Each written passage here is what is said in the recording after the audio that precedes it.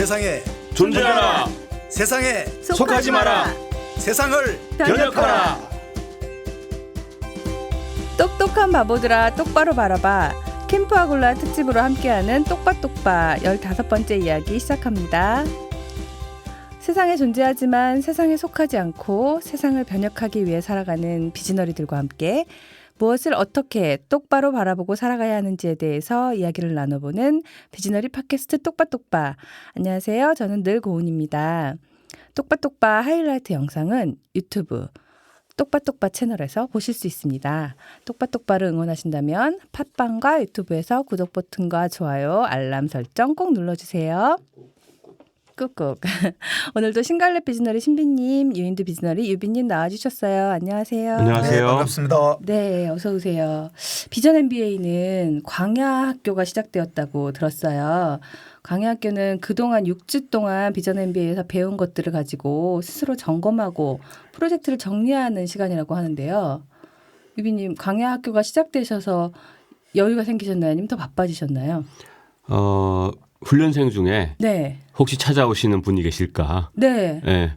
오시면은 또 먼저 한 선배 비즈너리로서 네. 열심히 또 그 서포트. 항상 준비가 되어 있으시고. 네. 근데 아무도 안 오면 뭐 안 오는 대로. 멋지십니다. 항상 네. 준비하고 계시다고 하니까 광야학교 기간 동안에 훈련생 여러분들 많이 찾아가시면 좋을 것 같아요. 역삼동으로 오시면 됩니다. 아, 네. 좋습니다. 신비님, 네. 아둘람 김장 소식이 들리는데 김장 네. 잘 마무리하셨나요? 예, 아들람 원래부터 좋아졌습니다. 김장이. 왜냐하면 네. 제가 10월 달에 10월 초에 저온 창고, 네네.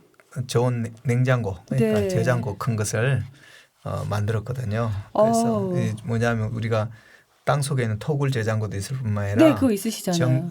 이제 큰 저온 저장고, 전기로 하는 저장고가 있어서 네. 좀 더 체계적으로 김장을 잘 저장할 수 있는데요. 네. 아둘람 김장은 드셔보셨잖아요. 맛있죠. 맛있습니다. 왜냐하면 제가 동해에 바닷물을 퍼갖고 와서 그것으로 해수. 예, 네. 그걸로 김장을 절입니다. 배추를. 아, 그리고 그래서 배추도 그렇게, 네. 아둘람에서 유기농으로 네네.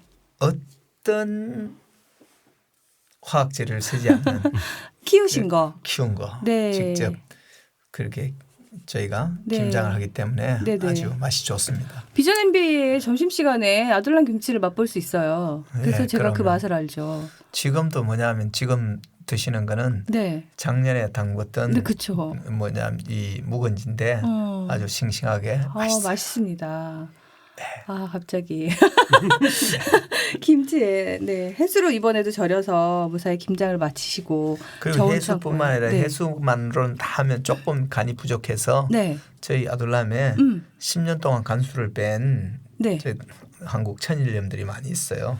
아, 진짜요? 그래가지고 그걸로 이제 좀 더 농도를 높였어요. 이렇게. 아둘람의 그다음에 규모와 왜냐하면 스케일이. 고춧가루도 아둘람에서 직접 재배한 고춧가루로 그렇게 합니다. 그래서 더 작년보다 맛있을 겁니다. 아, 더 맛있어지겠군요. 예. 기대하겠습니다. 내년 비전 MBA 김치가 기대되는. 네, 이제 그만 정신 차리고 오늘의 주제로 넘어가 보겠습니다. 비즈너리 팟캐스트 똑바똑바 저희 지금 100% 사역자가 되기 위한 캠프아골라 특집으로 꾸며보고 있어요. 똑바똑바 15번째 이야기 주제는 변화된 패러다임과 변화된 사역 마지막 주제인데요. 신앙의 본질로 돌아가기 위해서 성경 속으로 초기의 시작으로 돌아가기 위해서 이야기를 나누고 있는데 신비님 신앙의 본질로 돌아가기 위해서 어떤 패러다임도 변화가 되어야 한다는 이야기인 것 같아요. 네, 오늘은- 그렇죠. 네. 우리가 열심보다 뭐 속도보다 방향이다 뭐 이런 이야기가 있잖아요. 사실 방향보다 또 중요한 것은 패러다임이겠죠. 네. 왜냐하면 패러다임 이론을 한 패러다임에 갇히면 다른 패러다임을 보지도 못하고 넘어가지도 못하는 그런 한계를 빚죠. 방향을 바꿀 수도 없겠네요. 그래서 이제 올바른 패러다임을 갖는 것이 중요한데 네. 사실은 지난번에 우리가 그랬잖아요. 초대교회로 가야 된다. 1세기의 네. 신앙의 원형을 회복해야 된다. 네네. 그랬을 때 그것을 한마디로 패러다임 차원의 정의를 한다면 네. 313년 콘스탄틴 대제가 기독교를 국교로 정했잖아요. 네. 국교로 정하기 전에는 어땠냐 하면 기독교인들은 변정서를 쓰는 겸비함을 가지고 세상을 대해야 됐거든요. 변정서가 뭐냐면 우리가 이런 사람이 아닙니다. 이런 여러분들이 오해를 하지만 사실 그런 사람이 아닌데 그 당시 이제 비난받는 것 중에 하나가 예수 그리스도를 구주로 숨기니까 네. 로마 황제는 주가 아니다. 꾸리오가 아니다고 생각하는 황제를 모독한다 하는 오해를 받죠. 네네. 그다음에 또 하나는 내 피 중에 피요. 이건 피요 사리요 이러니까 인육을 먹는 집단이다 하는 그런 생각을 하기도 하고 그래서 인육도 그냥이 아니라 보들보들한 어린아이를 잡아서 먹는다 이렇게 생각했고 또 뭐냐면 거룩한 입맞춤으로 문안하라 그러는 형제 자매그는 그러니까 건친상간을 하는 것처럼 아이고. 생각하는 이런 이제 다양한 이제 오해들을 받았죠. 그런 오해들 앞에서 우리가 그런 사람들이 아니라는 것을 세상 앞에서 네. 겸손하게 이제 우리 자신을 변호하는 변증서를 썼죠. 네. 근데 이제 갑자기 입장이 바뀐 거예요. 313년 딱 되고 기독교 국가가 되고 나니까 어땠어요? 힘을 가지게 됐잖아요. 네. 힘을 가지면서 또 한 가지 분할이 일어났어요. 뭐냐면 대신 황제가 기독교를 국교로 정할 때는 신앙이 좋아서 정했다기보다는 네. 그것이 자기 통치하는 데 가장 좋은 아이디올로지니까 그렇게 한 건데 네. 그러면서 이제 분할을 이룬 게 이제 종교는 뭐냐면 기독교란 종교는 이런 뭐냐면 가치에 대해서나 또는 이런 뭐랄까요 이러한 사람들의 종교적인 관점에 대해서만 관리하고 나머지 모든 행정적인 것은 황제가 관리하는 이제 이원화가 일어난 거죠. 그런 것들이 이제 갖고 오는 것이 사실 정교 분리 이런 것도 사실은 어떤 의미에서는 이 기독교 왕국을 선포하고 나서 네. 기독교 왕국을 선포하고 나니까 어떤 문제가 생기냐면 그전에는 겸손하게 변정서를 쓰며 대가를 지불하고 핍박을 받으면 신앙생활할 때는 가짜가 별로 없죠. 그런데 이제 갑자기 이제 힘을 가지니까 그 집단으로 들어오는 사람들이 많아졌죠. 네. 그리고 또 이제 기독교인들도 어떤 놈이 예수를 안 믿어 뭐 이런 이제 오만함을 가지고 세상 앞에서 서게 되는 거죠. 그렇죠. 네. 그러다가 보니까 이제 점점 기독교가 세속화가 일어나고 질적인 농도가 떨어지게 되는 거죠. 그죠. 그다음에 또 한 가지는 뭐냐면 그 지역의 영주가 네. 제후가 종교를 받고 기독교를 받아들이면 그 밑에 있는 모든 자기가 통치하고 있는 지역에 있는 모든 사람들이 같이 종교를 바꾸게 되는 거죠. 네. 그러면서 이제 명목화가 일어난 거죠. 이제 그런 것들이 이제 사실 기독교 왕국의 네. 병폐죠, 사실은. 그러다가 보니까 기독교 왕국이 이제 힘있게 세워지면서 뭐가 사라지겠냐면 하나님의 나라가 사실 퇴색된 거죠. 성경에서는 세례요한도 회개하라. 하나님 나라가 가까웠느냐. 예수님도 회개하라. 하나님 나라가 가까이 왔다. 네. 천국이 가까웠다. 그리고 뭐냐 하면 사도 바울도 하나님 나라와 주 예수 그리스도에 대해서 가르치되 그 많은 사람들이 없었더라. 사실은 그 가르침의 네. 가장 중심적인 주제가 하나님의 나라이죠. 그죠? 우리에게 가르치는 주기도문에서도 뭐 나라가 임하옵시며 네. 하나님 나라잖아요. 그죠?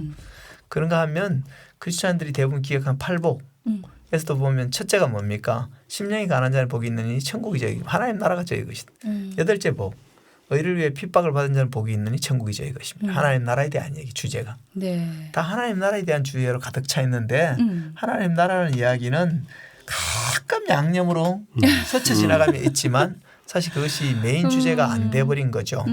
그것이 아니라 교회가 중심적인 위치를 체험하고 그 교회라고 말했을 때는 하나님의 나라라는 것보다는 기독교 왕국 차원의 에이전시로서 뭐냐면 하나님의 나라에 들어가는 뭡니까? 소울 에이전트. 그리고 뭐냐면 정권을 받은 그 길을 통해서만 하나님 나라에 들어갈 수 있는 것 같은 그런 이제 인상을 심게 된 거죠. 그런 것들이 이제 우리에게 굉장히 본질적인 영성이 아닌 왜곡된 영성관과 왜곡된 신앙 구조를 갖게 만들었는데 그런 네. 것들을 저는 회복해 가는 것. 올바른 패러다임이라고 했을 때는 우리는 기독교 왕국에서 벗어나서 네. 이제 하나님 나라에 들어가야 된다. 필립 젠킨슨이라는 사람이 네. 2000년대 초반 때 넥스트 크리스천덤 다음에 기독교 왕국 뭐 이런 책을 썼는데 그게 서구 지성사회 속에서 세계관적인 붕괴를 갖고 왔어요. 더 이상 기독교 왕국은 없다는 거예요. 그런데도 불구하고 우리는 신앙은 마치 기독교 왕국에 있는 것처럼 신앙생활을 하는 그렇게 훈련되어지고 그렇게 뭐냐면 교육되어진 면이 많이 있어요. 미국이 청교도들이 세운 나라라고 하고 미국의 신학이 대부분 기독교 왕국 차원에서 개발된 신학적 이론, 신학적 관점이 많아요. 그런데 그것을 뭐냐 하면 한국은 다원주의 사회잖아요. 네. 옆집의 사람은 절에 다니고 그 옆집의 사람은 전 보러 다니고 이제 그런 사회인데 기독교인들은 마치 한국이 기독교 왕국인 것처럼 생각하면서 행동하는 그야말로 이 상황에 맞지 않는 옷을 입고 맞지 않는 행동을 많이 해요. 광화문 집회 이런 것도 어떻게 보면 약간 그런 핀트에 안 맞는 저는 뭐 정치적 성향을 따라 이야기하려는 게 그 자체가 마치 거기서 이야기하는 분들은 한국이 기독교 왕국인 같은 바탕화면 또는 그런 인식 가지고 이렇게 하는 것 같은 오류를 범하고 있는 거죠. 사실 그런 부분에 있어서 저는 본질적인 변화가 필요하다. 네. 그런 패러다임 변화가 없으면 어떠냐면 열심히 했는데 오늘 어머 이 산이 아닌가벼? 이렇게 되어지는 오류를 빚는 거죠. 그러네요. 그 중에서도 이제 한 가지는 기독교 왕국 차원의 네. 교회론이 있어요. 기독교 왕국 차원의 교회론. 네. 교회를 어떻게 생각하냐면 일단 장소 중심적인 교회를 생각해요. 교회라는 어떤 장소라고 생각해요. 네. 그리고 그 장소를 굉장히 멋있게 화려하게 폼나게 만드는 거예요. 네. 두 번째는 그 안에 뭘 넣냐면 각종 부패식 프로그램을 집어넣어서 맛있게 선택 가능한 프로그램을 거기 넣는 거죠. 그리고 문제는 뭐냐면 그리고 그렇게 만들어놨는데 손님이 안 오면 안 되잖아요. 네. 그러니까 거기 안에서 하는 것은 하나님의 나라를 하나님을 위해서 하는 거고 바깥에서 하는 것은 세속적인 거라는 이원론을 거기에 강력하게 주입시키면 어떻게 되겠어요? 여기가 선택의 우선순위에서 뭐냐면 우선순위를 잡게 되겠죠. 그죠? 네. 그렇게 해서 거기 우선순위가 되도록 사람들에게 주입하고 그렇게 되도록 어느 정도 뭐냐면 강력하게 드라이브 거는 게 뭐냐면 목회 철학이고 목회 행정이고 그런 거죠. 그래서 여러분들이 교회에서 중직자 소위 말하는 안수집사 장로 권사가 되려면 그 교회가 운영하는 프로그램을 이수하지 않으면 안 될 거예요. 밖에서 아무리 여러분이 교육을 많이 받아도 안 될 거예요. 그렇죠. 그렇죠. 그죠? 네. 여러분이 다른 교회 장로라도 있잖아요. 요즘 많은 교회 다른 교회로 옮기면 어떻게 새신자 교육 받으라 그래요. 받아야 돼요. 그런데 나는 담임 목사나 있잖아요. 부목회자가 와서 새신자 교육 받는 꼴을 못 봤어요. 그건 소비자들에게만 적용되는 거지 생산자들에게는 적용되는 게 아니죠, 사실은.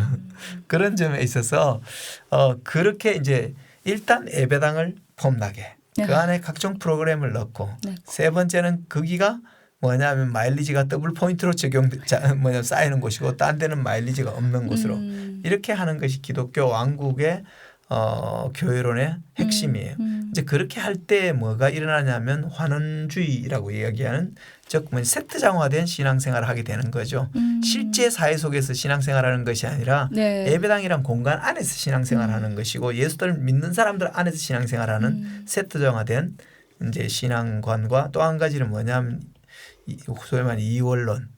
이 앞에서 지금 이야기하는 기독교 왕국의 교회론에 입각해서 이것이 뭐야 하나님 나라의 거룩하고 우선적인 일이고 나머지 건 부차적인 일이라는 그런 이원론적인 사고를 이제 가지게 되는 거죠. 네네. 그것이 이제 왜 문제냐면 그 진정한 하나님 나라를 회파시켜 버리기 때문에 그쵸. 되는 것이죠. 그래서 변화된 패러다임을 가져야 하는 거군요. 네.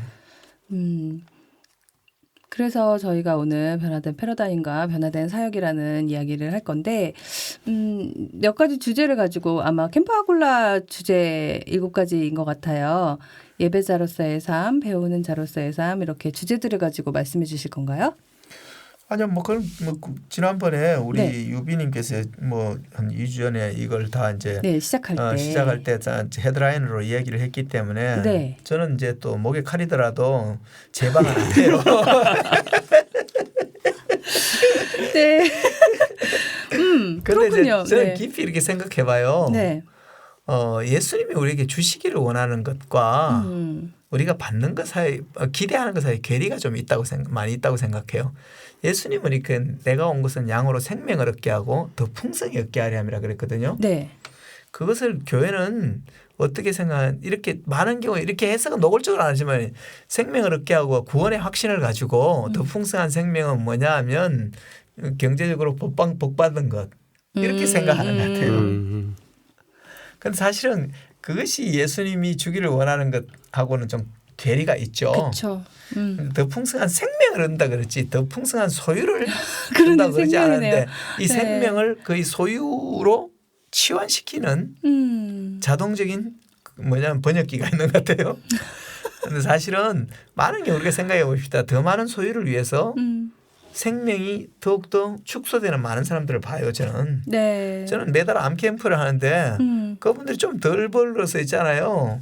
더 절제된 삶을 살았으면 안 그랬을 건데 그걸 위해서 열심히 개고생하면서 돈 벌고 그다음에 그 돈 가지고 다 병원에 갖다 주고 그렇게 하는 거예요. 그래서 그런 부분과 그다음에 또 한 가지는 예수님이 우리에게 주기를 원하는 것은 너희가 진리를 알지니 진리가 너희를 자유롭게 하리라 그랬잖아요. 네. 진리가 안다는 건 뭐겠어요? 이때 안다는 것은 인식론적인 알미 아니라 그 가운데 살면 이런 거거든요. 진리를 따라 살면 네. 진리가 너희를 자유롭게 하리라 그랬는데 진리는 간 데가 없고 종교 상품의 고몰입 소비자가 되는 것.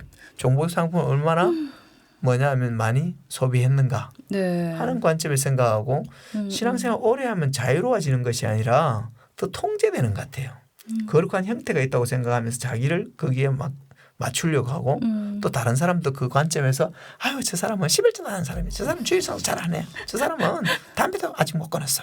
뭐 이런 식으로 있잖아요. 네, 많이 들어본 것 같은. 거룩한 형태가 있다고 생각하고 네. 그것으로 뭐냐면 타자를 판단하고 이제 비난하는 데까지 가는 네. 그래서 자유가 아니라 속박으로 나아가는 것 같고 풍성한 생명이 아니라 뭐냐면 더 많은 욕망의 전차를 탄 것 같은 그런 오류를 범하고 있지 않나 이런 생각이 들어서 정말 예수님이 우리에게 주기를 원하는 것에 집중해서 네. 신앙생활을 하고 그것을 진정으로 담아내는 쪽으로 네. 나아가는 것이 저는 이러한 신앙의 구조에서 패러다임의 변화가 아닐까 그런 생각을 해요. 왜 제가 이런 말을 하냐면 네. 사람들이 있잖아요. 종교적인 이야기와 종교적인 뭐 양념을 칠하고 종교적인 의의를 쓰는데 굉장히 익숙한 데 있잖아요. 자기 직면한 실제를 네. 진리로 해석하고 응대하는 사람은 별로 없어요. 암 걸리면 사람들 어떻게 해요? 묻지도 따지지도 않습니다. 수술 방사선 항암을 해요. 맞아요. 그리고 암의 원인이 뭐냐 하면 세포가 돌연변이 된 거다 이렇게 이야기해요. 성경이 그렇게 말하는지도 안 물어봐요. 성경은 어떻게 생각하고 하나님은 어떻게 생각하는지 안 물어봐요. 왜 안 물어볼까요? 그건 과학이 알아서 하는 것이 하나님이 거기까지 겐세이 지기면 거기에 끼어들 일이 아니다 이렇게 생각하는 거죠. 사실은 이러한 것들 때문에 그런 모든 영역이 우리의 실제적인 삶의 영역에서는 진리를 알지가 안 되는 거죠. 네. 그래서 성경은 뭐라고 하냐면 너희는 이 세대를 본받지 말고 마음을 새롭게 하라. 이 말이 너무 많이 반복되고 해서 구태연한 것처럼 돼 있는데요. 이 세대를 본받지 않으려면 어떻게 되냐면 이 세대가 뭔지를 알아야 되잖아요. 그렇죠. 그런데 이 세대를 있잖아요. 치열하게 분별하려는 지적인 노력을 하지 않아요. 네. 그냥 세대가 하는 대로 거기에 더 빨리 따라가고 그거보다 뭐 앞서면 된다고 생각해요. 성경은요. 이 세상을 앞서라고 말하지 않아요. 이 세대를 분별하고 말하지. 그런데 부동산 투기 누가 잘 알아요? 아마 뭐 교인들이 둘째 가면 서로 간의 정보를 가지고 하고 이럴 때는 뭐냐면 이런저런 부분에 있어서 이 세상을 앞질러 가려고 그래요. 앞질러 가려고 사는 사람이 아니에요. 그렇지 않은 이 세상을 분별하고 네. 세상 가운데 하나님 뜻이 뭔가를 분별해요. 제가 그중에 가장 많이 대가를 치른 것 중에 하나가요. 제가 선교사역을 하면서 거의 15년 동안 안식년을 한 번도 안 했어요. 네. 왜 안 했을까요? 내가 왜 안 했냐면 나한테 후원해 주는 사람도 안식년 안 가지고 다 직장생활 하면 나한테 후원해 주는데 무슨 후원 받는 놈이 후원해 주는 분도 안 하는 걸 안식년을 하고 하냐고 말이 되냐고 그렇게 하면 제가 안식년 안 하고 15년을 버텼어요. 그런데 제가 깊이 회개했어요. 왜 회개했냐면 나의 정체성을 망각한 거예요. 내가 있잖아요. 세상을 따라 살거나 세상을 답답하게 살기 위해서 부름받은 게 아니라 세상 가운데 하나님의 원하시는 삶이 뭔지 하나님의 뜻이 무엇인지 드러내기 위해서 내가 부름받은 존재잖아요. 근데 왜 세상과 경쟁하는 것처럼 세상보다 더 치열하게 해야 되는 것처럼 생각하냐는 거죠. 성경은 어때요? 전능하신 하나님인데 피곤하지도 않은데 여세 동안 일하고 하루를 쉬셨어요. 아, 그렇죠. 그죠? 왜? 그렇게 살라고 제조회사가 그렇게 날 만들었는데 그렇잖아요. 그렇죠. 이제 근데 그런 것들에 대해서 시대의 압력에 굴해가지고 그렇게 사는 것이 내가 치열하게 그리스도를 위해 살고 정말로 뭐냐 하면 나를 후원해 주는 분한테도 모범이 되게 사는 것이고 그렇게 산다고 생각하면서 한 거예요. 네, 그게 또 잘하는 거고. 그 잘하는 거라고 생각하고 제가 훈련시킨 사람들에게 다 그렇게 요구했죠. 아, 네. 그런데 그것이 얼마나 내가 진리에서 벗어난 삶이었는가. 또 한 가지 얼마나 애정이 없는 삶이, 사랑이 없는 삶이었는가. 이런 것들을 많이 이제 회개하게 된 거죠. 그래서 이 세상 이 세대를 분별하고 이 세대를 따르지 않기 위해서 사는 거예요. 그래서 뭐냐면 교회란 결국은 세상에 대해 대조적으로 사는 거예요. 세상보다 더 스마트하고 더 스피디하고 더 폼나게 사는 게 아니고 대조적으로 살면 어떤 은혜가 있냐 하면요. 네. 그 세상에 대해서 대안을 찾게 돼요. 대안을 만들게 된다고요. 네네. 그러면 뭐냐 하면 세상에 대해서 대안을 제시할 수 있는 거예요. 세상보다 좀 더 부동산 투기도 잘하고 자식들 인류대학 더 잘 많이 보내고 뭐 이렇게 저렇게 하는 것이 그게 아니라 세상에 그것이 아닌 더 나은 진리가 주는 자유를 누리는 삶, 더 풍성한 생명을 누리는 삶을 실질적으로 가시적으로 내가 구현하고 네. 세상에 대안을 제시하는 것. 그렇게 이제 살게 되는 그런 변화된 패러다임을 네. 우리가 꿈꿔야 되는 거죠. 사실. 네. 이제 이런 것들을 하려고 보니까 네. 예배를 잘 드려야 되는데 사람들은 예배를 드린다는 것이 있잖아요. 한국에서는 성령이 언제 가장 강력하게 임하냐면 주일날 10시부터 11시 사이에요. 그때 대부분 대예배가 있어. 그죠? 근데 마치 이제 특정한 날에 특정한 시간에 특정한 분들의 인도를 따라 특정한 뭐냐면 순서를 쫓아서 뭔가 하는 종교 행위가 네. 예배처럼 생각해요. 네, 그것만 예배인 것처럼. 그런데 예배의 본질은 뭡니까? 하나님께 최고의 가치를 돌려드리고 그 결과로 하나님의 임재를 경험하는 거예요. 그러니까 예배 시간에 가서 꼬북꼬북 졸고 앉았으면 되겠어요. 그건 최고의 가치를 돌려드린 게 아니고 하나님을 모독한 거잖아요. 사실 어떻게 보면. 물론 피곤하면 그럴 수는 있겠지만 이제 본질적으로 이야기하면 그래서 예배란 하나님께 최고의 가치를 돌려드리는 거예요. 어디서? 부르신 곳에서. 나를 부르신 곳이 어디겠어요? 나의 삶의 실제죠. 네. 제가 암 환자로 부름을 받았을 때 암 환자의 세계에서 하나님께 최고의 가치를 돌려드리고 암의 문제를 진리로 암에 대한 진리를 알고 진리 가운데 머물러서 자유함을 얻는 것. 그리고 그래서 더 풍성한 생명을 누리는 것. 네. 그것을 이제 꿈꿔 본 거죠. 네. 그럼 예를 들어서 어떤 분은 사업이 잘 안 되는 그 삶의 실제 속에서 부도의 현실 가운데서 예를 들어서 결제를 해줄 수 없는 결제 불능의 상태 앞에서 그게 부르신 곳이죠. 어떤 분은 뭐냐면 가정의 재정적인 위기 가운데 네. 자녀와의 갈등 가운데 있는 상황 속에서 그 부르신 곳에서 하나님께 최고의 가치를 돌려드리는 것. 네. 그러면 어떻게 해서 하나님 뜻이 무엇인지 알아야 될 거 아니에요. 그죠? 그리고 하나님의 뜻인 하나님의 진리를 안다는 것. 진리 안에 거하는 게 뭔지를 치열하게 생각하는 게 예배죠. 그죠?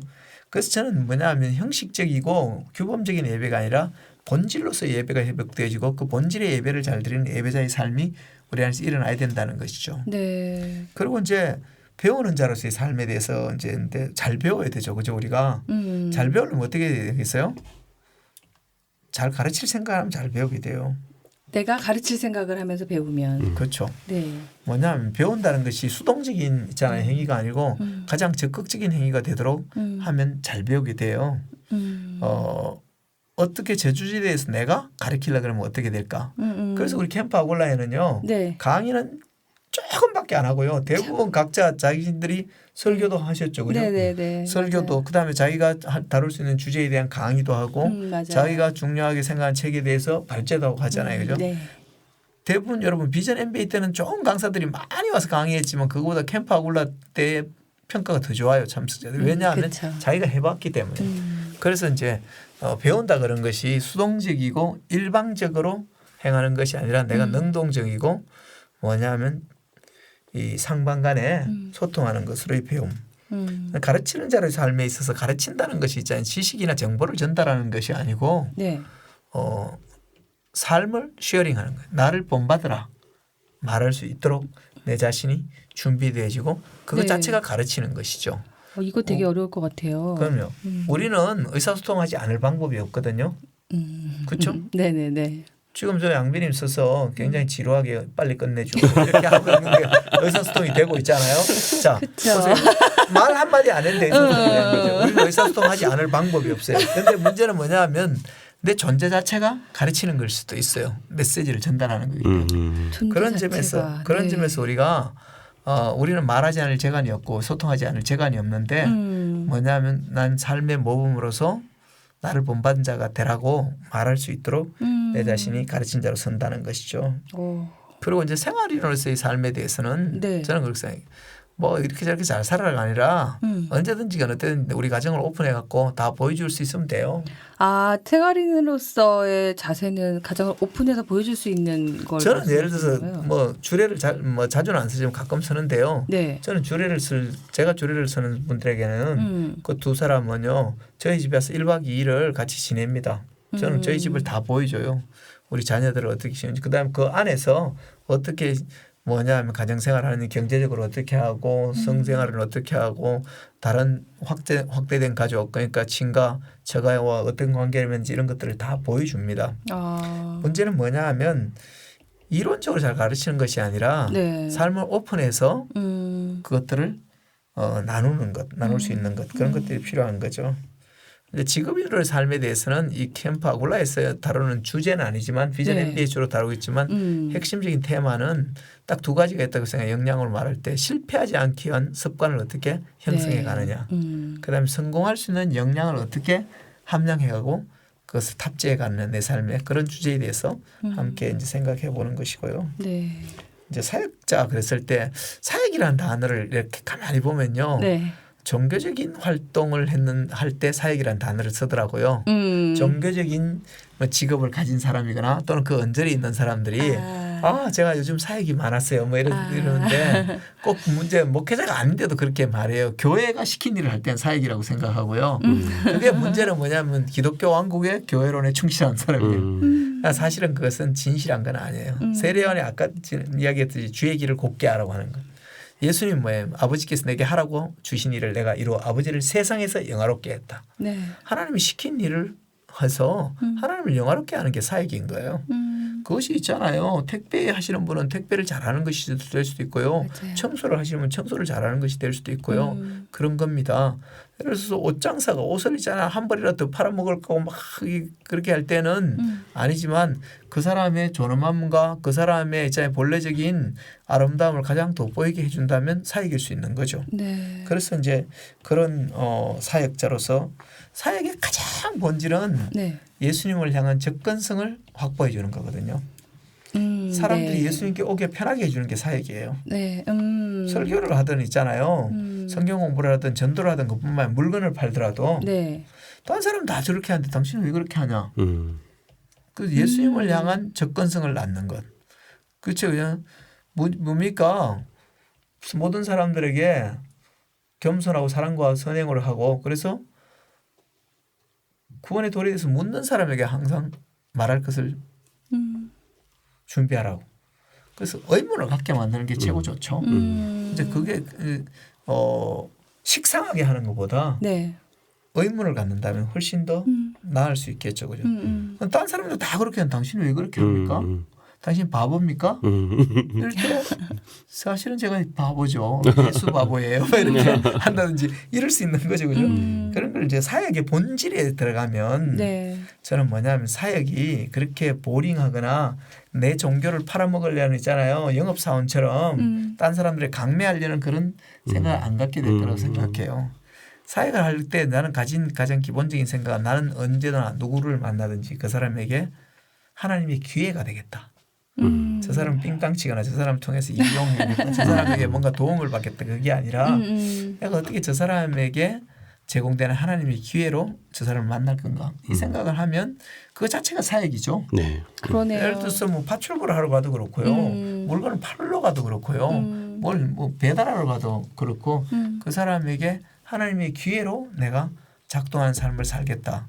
그 생각, 그 인식을 갖고 우리가 말하건 행동하건 표정을 하는지 있더라도 그게 사역이 되는 거죠, 사실. 그런 관점에서 저는 사역을 생각하고 그다음에 7번째는 문화적 그 핵심에 대해서도 얘기했지만 네. 항상 사람은요 경계 안에 머물기를 원해요. 네. 안정적이죠. 예, 좀 편안하고 두렵지 않고 네, 맞아요. 그렇죠. 그러나 문제는 우리는 기꺼이 문화적 경계를 넘어가려고 노력해야 돼요. 왜? 예수 그리스도가 그렇게 하셨고 우리 보고 그렇게 하라고 말했기 때문에 네. 이거는 이제 자연스럽진 않아요. 맞아요. 예수님이 이 땅에 오시는 게 자연스럽지 않으셨다는 거예요. 네네네. 그렇죠. 그처럼 우리도 그렇게 나아가는 것 그것이 이제 복음의 본질이고 네. 그것을 위해서 끊임없이 노력하는 것. 어떻게 나는 경계를 넘는 부분이 있는가? 성경은 이렇게 말해요. 문짝이 돌짝이를 따라 침상에서 구르는 사람을 게으른 자라고 그래요. 게으른 사람은 문짝이 돌짝이를 따라 도는 것처럼 침상에서 구르느니라. 이 말이 있잖아요. 계속 침대에서 뒹굴뒹굴 거린 사람일 수도 있죠. 네. 근데 그보다 더 본질적인 것은 네. 문짝이가 돌짝이를 따라 도는 거는요. 늘 자기의 안전 범주 안에서만 움직이는 거예요. 자기가 익숙한 범주 안에서만 움직이는 것.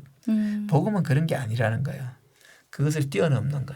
저는 그래서 문화적 경계를 넘을 뿐만 아니라 네. 항상 내가 한 일에 대해서 창조적 파괴를 할 수 있는 어떤 것이든 그렇게 해갈 때 우리가 뭐냐 하면 이렇게 틀에 갇히거나 네. 고답적인 기독교가 아니라 기득권을 향유하고 주장하고 그것을 지켜내기에 안달난 기독교가 아니라 그야말로 온 열방을 향해서 다음 세대를 향해서 네. 그리고 황폐한 어둡고 칙칙한 세상을 향해서 기꺼이 나아갈 수 있을 거라고 생각하고 또 그런 것들이 이제 우리 저는 비주너리들이 네. 담아야 될 이런 사역의 지평이고 이런 것은 이제 변화된 패러다임 속에서 행해야 된다는 것이죠. 네. 그것을 뭐냐하면 새 포도주는 새 부대에 담아야 되는데 네. 많은 경우에 새 포도주처럼 되려고 하면서 험 부대에서 담겨서 일하려 그러거나 또는 뭐냐 하면 여전히 험 포도주의 상태에서 하려고 그래서 사실은 변화가 잘 안 일어나는데 이제 유비님은 귀 있는 자는 성령이 교회에게 하는 음성을 들을지어다. 아멘. 아멘.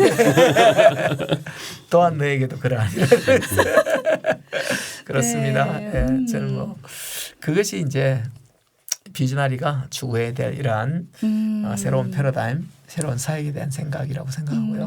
네. 네. 이게 거의 그 몇 주에 걸쳐서 네. 그 예배 자리에서 이게 뭐 한 주, 네네네. 그다음에 배우는 자리에서 뭐 몇 한 주 주 이렇게 네, 계속 이렇게 해야 될 정도 이야기인데 네. 오늘 이렇게 쑥 이야기를 하기 때문에 네. 어쩌면 귀에 잘 안 올 수도 있는데 네네. 제가 경험한 바로 네네네. 하면은 마치 그런 것 같았어요. 예전에 얘기했지만은 영화로 비교하자면 네. 매트릭스에서 레오가 빨간 약 먹을래 파란 약 먹을래 그렇게 간단한 문제면 좋겠네요. 근데 이제 우리가 오늘 지금 얘기하는 게 패러다임을 그러니까 기독교 왕국 패러다임에 살고 있던 사람에게 맞아요. 빨간 약을 먹인 거죠. 그러면은 이게 진짜가 아니라는 걸 깨닫고 보이기 시작하고 예, 그렇죠. 보이면서 하나님 나라 패러다임으로 눈을 뜨게 되면 네. 지금 이런 7가지의 내용들이 굉장히 내가 익숙하지 않은 훈련되지 않은 그런 것들인데 네. 훈련이 되는 거죠. 네, 되기 되면서 시작하는 거죠. 단번에 되진 않지만 그렇죠. 적어도 하나님 나라 패러다임에 대해서 이해를 할 수 있게 됩니다. 네. 그렇게 되면은 첫 번째 제 경험은 뭐냐면은 네. 인사이트가 생겨요. 지금까지 보이지 않았던 그 아주 본질적인 문제. 정말 하나님께서 원하시는 게 뭔가. 왜냐하면 사실 제가 할 수 있는 게 없잖아요. 어떻게 하나님이 하고 있는 일이 뭔지를 볼 수 있어요. 그런 인사이트가 생기면은 그다음에 예측이 돼.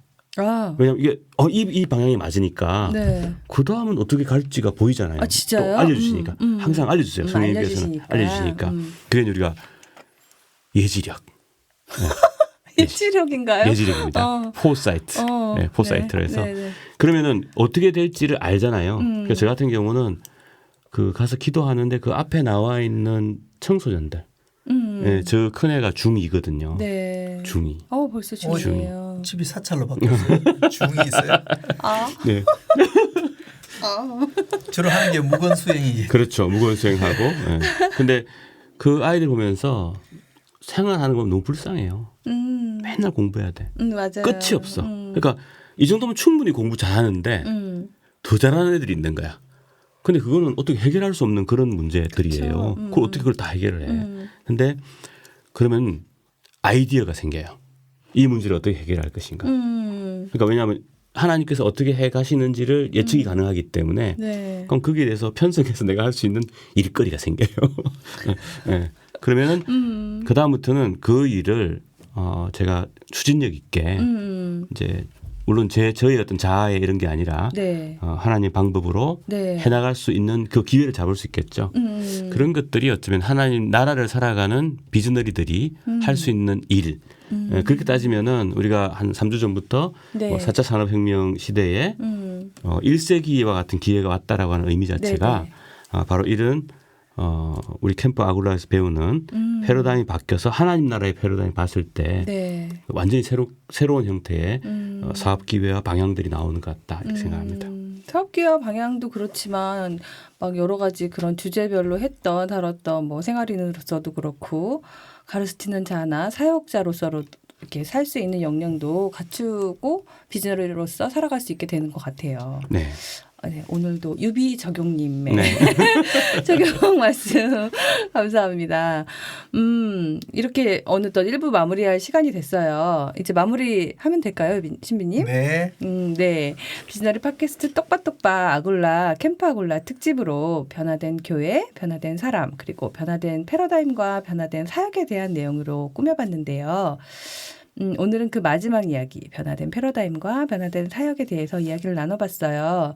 그래서 이렇게 짧게 훑어주셨지만 예배자로서의 삶, 배우는 자로서의 삶, 가르치는 자로서의 삶, 그리고 생활인으로서의 삶과 직업인으로서의 삶, 사역자로서의 삶, 마지막 문화적 경계를 넘는 자로서의 삶까지 다양하게 이야기를 빠르게 나눠봤습니다. 네.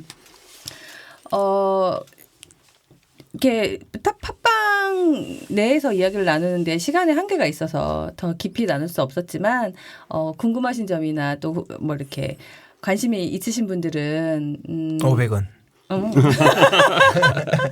이메일이나 카카오 플러스 친구로 질문사항 남겨주시면 친절하게 답변 드릴 수 있을 것 같아요.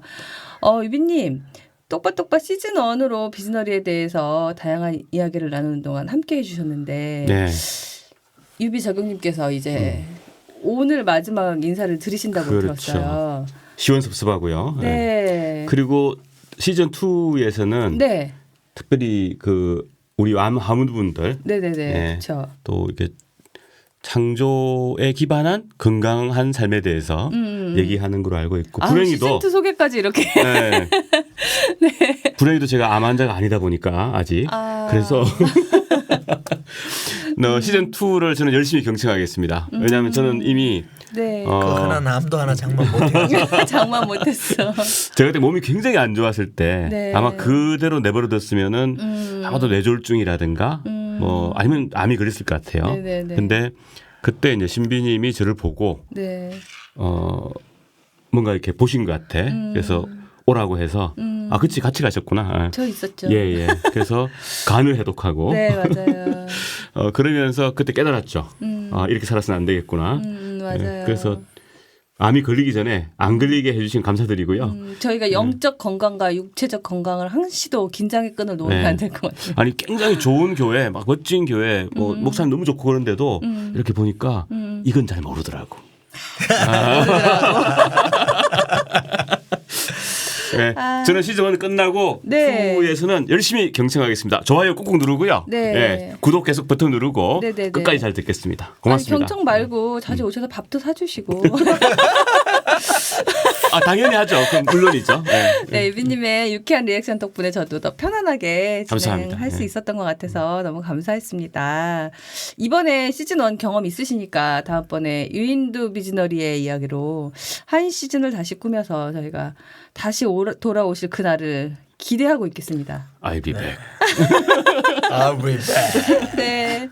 똑바똑바 1부 여기서 마치고 2부에서 급절 편지 사연 가지고 더 이야기 나눠보겠습니다. 수고하셨습니다. 감사합니다. 수고하셨습니다. 수고하셨습니다.